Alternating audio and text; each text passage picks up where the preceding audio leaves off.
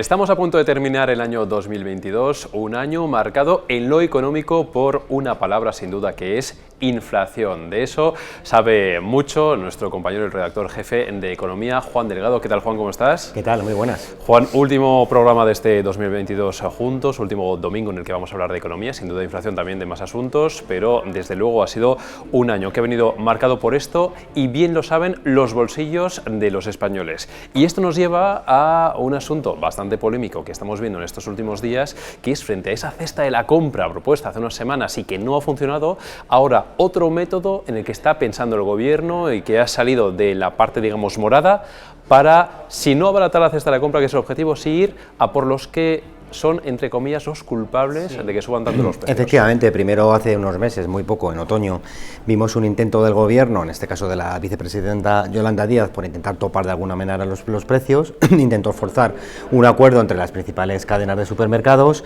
pero bueno, pues se topó con la dura realidad, con un durísimo comunicado de la Comisión Nacional de los Mercados y la Competencia, en el que decía que, bueno, esto era precisamente una práctica anticompetitiva y que no se podían poner de acuerdo los grandes supermercados. No contentos con eso, lo que ha hecho el gobierno es intentar darle una vuelta de tuerca y ahora lo que van a intentar es sacar adelante es una especie de impuesto, de tasa, de carga fiscal, hay que ver cómo lo articulan, pero lo que van a intentar es que de alguna manera pues arriben el hombro, contribuyan las grandes empresas de supermercados. En este caso, pues los principales paganos serían compañías como Mercadona, como El Corte Inglés, como Eroski, como Carrefour, que serían las que en teoría lo que van a financiar no es un tope de precios, sino lo que quiere en realidad el presidente Sánchez es sacar adelante una especie de cheque del que se beneficiarían probablemente en torno a 8 millones de ciudadanos, una especie de cheque de en torno a 500 euros para poder gastarlo en lo que uno quiera, en teoría es para ayudarte a pagar la cesta de la compra. Ese cheque sería financiado en este caso pues con los beneficios, con los ingresos que reciben o que ganan que generan las empresas del sector. Juan, entonces esto significa, al menos en parte, que esa idea de la cesta de la compra que habíamos visto hace unas semanas, la damos, digamos, por enterrada porque al final ha sido un fracaso y no hay forma de llevarla adelante. Ese tope de precios de la cesta de la compra es imposible de sacar adelante, con lo cual bueno, pues pasa mejor vida ese proyecto. Entonces ahora ya el gobierno tiene el foco puesto en otra historia. Tras aplicar los impuestos a las energéticas por un lado y a la banca por otro, pues ahora lo que intenta el gobierno es que sean otras empresas las que arrimen el hombro. El problema es que no es fácil armar jurídicamente un impuesto de este tipo, ya que, por ejemplo, en el caso del impuesto energético, era evidente que había una conexión bastante clara entre pues, la subida de los precios de la energía y las cotizaciones, ¿no? en los mercados internacionales por culpa de la guerra, pero ahora no está tan claro que las cadenas de distribución y de supermercados se estén forrando, como es lo que insinúa el gobierno, a costa de la cesta de la compra. Hay que recordar que pues el negocio de la distribución y de la alimentación es muy complejo, incluye un abanico muy grande de agentes, es decir, desde el agricultor, ¿no?, hasta el intermediario, pasando por el que fabrica los envases o, en último término, los que venden en el supermercado el producto. De ahí que algunas empresas con las que hemos hablado nos digan que por qué tienen que ser ellas, ¿no?, las que aporten en este caso o las que ayuden a financiar ese cheque y no, por ejemplo, pues los que están en el principio de la cadena, es decir, los agricultores, que también lógicamente están encareciendo los precios de los alimentos en origen, porque a ellos también se les han encarecido los costes de producción, ¿no?, por culpa fundamentalmente de la energía. Es que fíjate, justamente me mencionabas ese impuesto a las energéticas, el impuesto a la banca. Ahora estamos hablando de una especie de forma también de impuesto a las cadenas de distribución. Al final aquí un poco, claro, hemos hablado muchas veces de la causa de la inflación, hay muchas causas, de la guerra de Ucrania, etcétera, aunque esto ya venía de antes, pero por otra parte, cuando vamos a buscar los culpables o lo hace el gobierno, parece un poco que va a, bueno, el sector privado es el demonio, o sea, es un poco el resumen y vamos a castigarlos, sí, no solamente a ellos, sino también más que se entere la gente y que lo vea, ¿no? Sí, hombre, yo creo que tiene que ver todo con un problema de fondo, que es por un lado, pues se ha aprobado un presupuesto con un techo de gasto récord para el año que viene y entonces, bueno, pues hace falta muchos ingresos para poder gastar ese dinero. Entonces, a partir de ahí, quiero decir, porque al final la Hacienda, si lo que quiere es rebajar el precio de los alimentos, lo tendría facilísimo, es decir, basta con rebajar el IVA de los alimentos o de determinados alimentos básicos para que, oye, tú inmediatamente lo notes en el supermercado.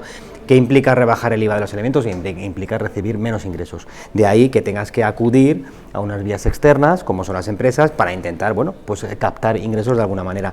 Lo que está intentando el presidente Sánchez es Bueno, pues un nuevo golpe de efecto, es decir, tras hacerlo con las energéticas y los bancos, intenta un golpe de efecto con las cadenas de distribución, que es un golpe en toda regla en su cuenta de resultados, y la idea del presidente, si todo sigue adelante, si logra articular jurídicamente esa especie de tasa, es anunciarlo en el último Consejo de Ministros del año, que será probablemente el día 27 de diciembre.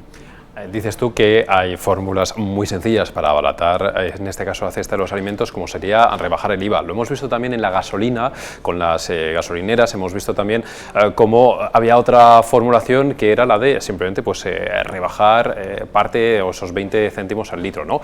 Esta rebaja dentro de este paquete de medidas que están vigentes de momento hasta finales de año, es una medida que ya lo hemos hablado en las últimas semanas, no está muy claro qué va a pasar con ella, si se va a prorrogar solamente para algunos colectivos.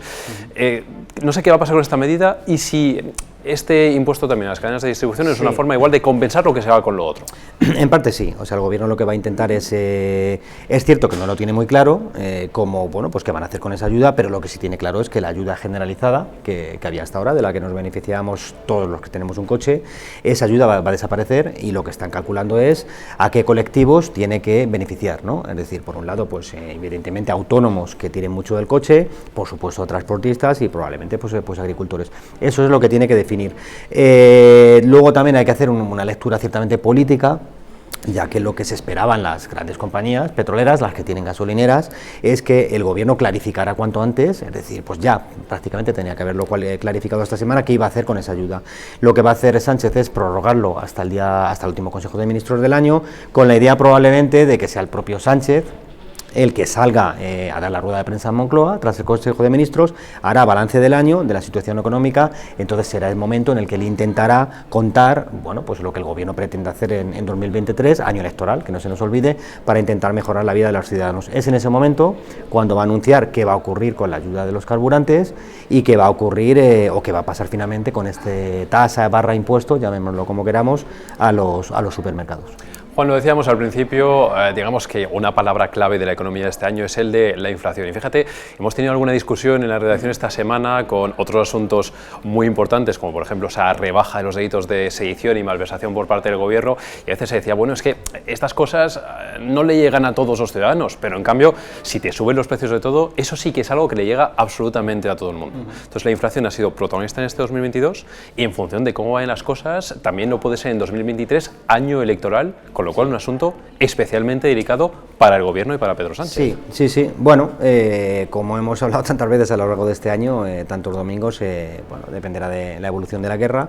La tendencia, ya lo vemos, de la inflación es descendente, al contrario de que en otros países de Europa, donde sigue creciendo, en España está descendiendo, por aquí lo sufrimos mucho antes por la estructura de nuestro mercado energético. Los últimos datos que ha publicado esta semana el INE apuntan a una inflación del 6,8%, que sigue siendo muy elevada, pero es descendente. Ahora bien, el año que viene, la mayor parte de las previsiones de los economistas apuntan a una inflación de en torno al 4 y pico por ciento, 4,8%, es decir, que sigue siendo bastante elevada. Eso hay que combinarlo con unas previsiones de salarios, de crecimiento salarial, que siguen siendo muy inferiores a la inflación media prevista, con lo cual pues está claro que los trabajadores van a seguir perdiendo poder adquisitivo el año que viene. Habrá que ver, bueno, pues si la economía resiste, como realmente está resistiendo hasta ahora, ¿no? Que es una incógnita, un elemento que está generando cierta sorpresa entre quienes se dedican a estudiar la coyuntura económica.